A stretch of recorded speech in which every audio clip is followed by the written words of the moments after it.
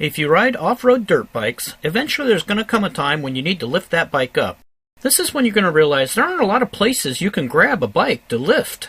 And after you've ridden, most of the places you're going to grab are going to be muddy. So, in this video, I'm going to show you how I solved that problem. I installed handles. Actually, it's straps that you can grab. Now, I've heard you can actually buy these pre-made, but since I'm retired, have lots of time, and I like doing projects, I decided to build my own. The front strap was very easy to put on. I simply looped the strap through the tie-down points for when you're shipping the bike on the back of the truck. Safety clip the strap into place, and get a large needle with some nylon thread. Then put your seamstress skills to work. Nylon thread is very slick, so it has a tendency to not want to hold a knot. This is where I recommend you learn how to do a surgeon's knot. Works like a champ. And fire is a wonderful tool for cutting nylon thread, as well as cauterizing the end of it. Loop the strap through the hold-down point on the other side of the bike, and determine how much strap you want to have available for grabbing. Safety pin it, then sew that side up as well.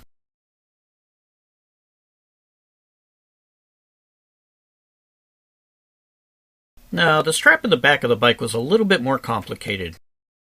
There are actually 2 bolts in the back of the bike that hold the seat on, but the seat hangs out over the top of those bolts, so there's not really any clearance.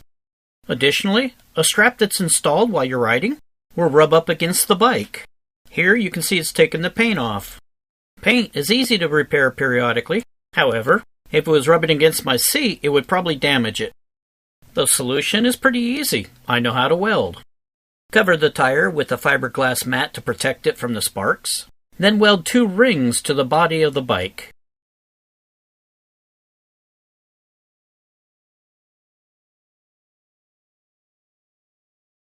That piece you just saw fall off was a plastic tie wrap holding that ring into place until I welded it.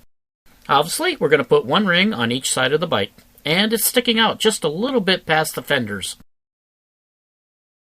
Tape everything off, and apply a protective coating of paint to everything you welded on. You can now sew the strap onto those 2 rings just like you did on the front of the bike. This particular method of strap attachment has one small drawback. Well, at least on this bike it does. If I should find I need to replace that rear body panel, and in the last 3 years I haven't needed to, it has to slide on and off the tube that I just welded those rings to. So to replace that body panel, I would need to actually cut those rings off, then re-weld them after the new body panel is installed. In the long run, I seriously doubt I'll have to ever do this, but if I do, it's a piece of cake.